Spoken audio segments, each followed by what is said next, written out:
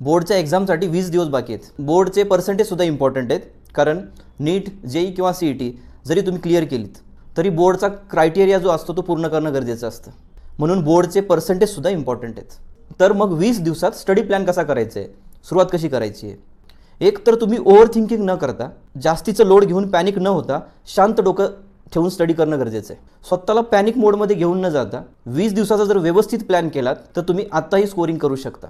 पण त्यासाठी डिसिप्लिन आणि कन्सिस्टन्सी असणं आवश्यक आहे. आता आपल्याकडे वेळ कमी असल्यामुळे जे तुम्ही ऑलरेडी टॉपिक्स केलेले आहेत, जे तुम्हाला इझी वाटतात, तर त्या टॉपिक्सचं प्रॉपर रिव्हिजन करा आणि रायटिंग प्रॅक्टिस करा, जे तुम्ही ऑलरेडी टॉपिक्स केलेले आहेत.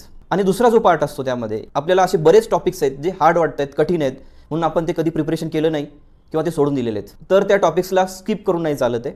तर त्या टॉपिक्सचं डीपमध्ये स्टडी न करता त्या टॉपिक्सचे इम्पॉर्टंट क्वेश्चन्स करा, किंवा बोर्डला परत क्वेश्चन्स विचारलेले आहेत PYQजमधले, ती क्वेश्चन्स प्रॅक्टिस करा.